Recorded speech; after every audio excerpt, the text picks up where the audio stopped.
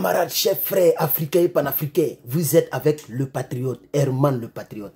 Sois rassuré d'appuyer sur le bouton s'abonner. Facebook c'est en haut ou en bas, je pense que c'est en haut, YouTube c'est en bas. Abonne-toi, abonne-toi. Je suis sur Facebook, YouTube et TikTok.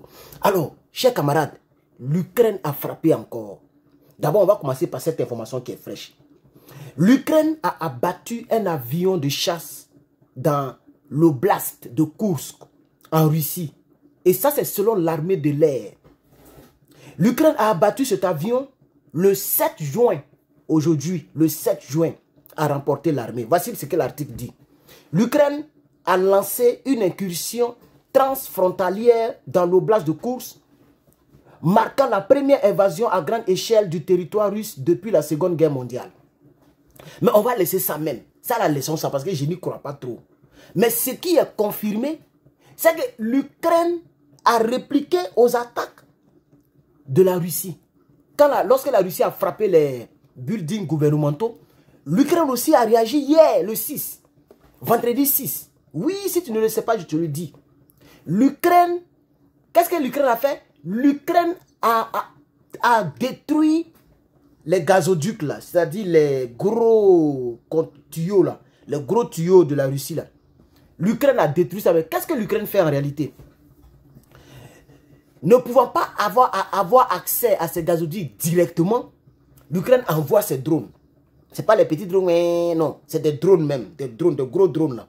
Voilà. L'Ukraine envoie ça dans la région et l'Ukraine abat les drones et les débris, le feu tombent sur les cibles. Et les cibles ont été atteintes. Ça a été confirmé par les médias russes. J'ai même vu ça aussi, comment on appelle ça, sur une chaîne russe. Où les gens ont dit que l'Ukraine n'est pas prête à arrêter la guerre. C'est-à-dire les deux s'accusent. L'autre dit, l'autre n'est pas prêt à arrêter la guerre. L'autre n'est pas prêt à... Et puis les deux se frapponnent. Oui. Et l'Ukraine n'a pas terminé là. L'Ukraine est partie bombarder une base aérienne. Ils n'ont pas encore donné. Ça fait combien de... Je vais dire... Ça fait combien de nombre d'engins qui ont été détruits. Et comment ils ont fait. Les détails ne sont pas encore bien précis. Mais l'Ukraine est partie là-bas encore pour frapper. Et l'Ukraine a écorcé, c'est-à-dire ils ont détruit une partie, mais ce n'est pas trop une grande partie, une petite partie d'une usine de transformation. L'usine, mais c'est le nom là que j'ai ça ici, mais c'est trop compliqué. Pour lire tout ça là, c'est un peu compliqué. Sinon, j'ai les informations là ici. Mais pour lire tout ça là, moi, ça me fatigue. C'est que je voudrais faire mon décryptage là-dessus. Qui est derrière cette guerre? Pourquoi cette guerre ne finit guère? On a comme l'impression que ce que j'avais dit, l'adage que je viens de dire, que je dis tout le temps, est en train de se réaliser. Cette guerre ne finira guère. Parce que ça va de l'escalade à l'escalade. De l'escalade à l'escalade. De l'escalade à l'escalade, chers camarades. Ça va de l'escalade à l'escalade. Mais vous devez savoir que ces trois informations que je viens de donner, gazoduc, avion, base de transformation, etc., etc., ont été confirmées par les goupals, pas par Kremlin directement, mais par les gouverneurs des régions. Parce que c'est des régions qui ont été touchées. Je vous épargne les noms qui sont trop difficiles. Sinon, ça a été confirmé par les médias russes et par les gouverneurs des trois régions qui ont été touchés par l'attaque ukrainienne. Il est important de rappeler que cette attaque n'est pas d'une grande ampleur par rapport à la première attaque qu'on a vue le 1er et le 2 juin. Non, cette attaque, elle est un peu en bas. Voilà, elle n'est pas trop en tant que telle. Voilà. Mais, si quelqu'un m'a envoyé un message, ça m'a distrait un peu. Mais c'est pas grave, après je vais lire le message. Mais, chers camarades,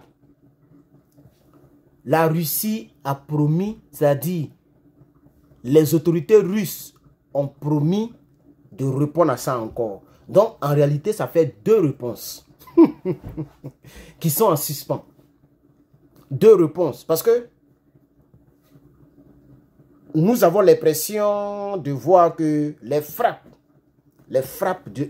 russes qui se déroulent là n'ont rien à voir, et hier j'ai fait le direct là-dessus, n'ont rien à voir avec la réponse de l'attaque des bombardiers stratégiques. Oui, et je l'avais dit hier dans le direct, et avant-hier aussi, l'Ukraine avait dit 41 bombardiers ont été touchés. Non, non et non et non. Ici même, on dit ça, les gens disent ça ici sur les trucs ici. c'est à peu près 11 ou 12 bombardiers qui ont été touchés. Et parmi les 12, on dirait à 5 qui ont été touchés en profondeur. Et les autres sont réparables. C'est-à-dire, la Russie va réparer cela. Voilà. Donc, la Russie, en réalité, n'a pas encore répondu à l'attaque de ces bombardiers stratégiques et nucléaires. Des bombardiers capables de transporter armes nucléaires. Et selon les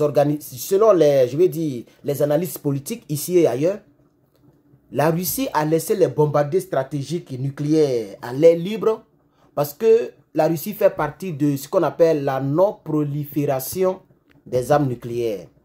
Donc, tous les pays, la France, États-Unis, etc., laissent leurs bombardiers stratégiques en plein air. Et même ici, il paraît que c'est ça. Les gens laissent les bombardiers stratégiques qui peuvent transporter, comment on appelle ça, les armes nucléaires en plein air. Comme ça, chaque pays peut prendre son satellite pour voir si l'autre respecte. Donc, c'est pour ça que la Russie avait laissé ses bombardiers en plein air. Vous voyez, voilà, ça aussi, il faut le dire. Parce qu'il y a des gens qui disent que pourquoi la Russie laisse ses avions comme ça? Non, c'est juste parce que la Russie respectait ou respecte les traités internationaux. Alors, revenons pour terminer rapidement, puisque nous sommes déjà à 6 minutes, les gens n'ont pas trop d'internet en Afrique. Donc, la Russie promet de répondre à l'attaque ukrainienne. L'Ukraine a attaqué 3 régions aujourd'hui, 3 régions et 3 cibles différentes. Et les cibles ont été atteintes, pas d'une gravité, mais quand même, ils ont fait des dégâts importants. Peut-être bientôt, les gens vont en parler. Moi, j'ai vu ça sur Internet et je vous en parle aussi. Et donc, voici l'information très brève que je voulais apporter à votre connaissance. Merci à toutes les personnes qui mettent des likes, qui commentent et qui partagent. Continuez de me soutenir. Ça me donne la force. Ça me donne vraiment la force. Je vais vous revenir tout à l'heure. Si je vois qu'il y a quelques 200, 300 partages en bas de cette vidéo, vous allez voir encore une autre vidéo et une autre vidéo et ainsi de suite. Je suis à la maison aujourd'hui. Donc, encouragez-moi, mettez beaucoup de j'aime, mettez des commentaires, partagez cette vidéo et n'oubliez surtout pas de vous abonner et d'activer la cloche pour ne rien manquer. Et donc, c'était Herman le Patriote. Portez-vous bien et que Dieu vous garde. N'oubliez pas une chose. Ne regardez pas ce que les autres font. Ce que quelqu'un fait qui ne t'arrange pas, il ne faut pas prendre cela pour être triste. Ça, c'est un petit conseil que je vais mettre à la fin de la vidéo. Quelqu'un peut dire ce qu'il veut. Quelqu'un peut faire ce qu'il veut. Que ça n'empiète pas sur ta joie. Là où tu n'es pas invité, ne va pas là-bas. Celui qui ne veut pas te parler, tu n'es pas obligé de parler à la personne. Celui qui ne veut pas faire de toi son ami, tu n'es pas obligé d'être ami à la personne. Vous comprenez? C'est ça, c'est très important. Il faut fixer des limites. Set some boundaries. Et donc, merci bien d'avoir regardé cette vidéo. Maintenant, je vais vous laisser. Portez-vous bien et que Dieu bénisse l'Afrique et que Dieu permette que la paix revienne entre l'Ukraine et la Russie. Je vous remercie.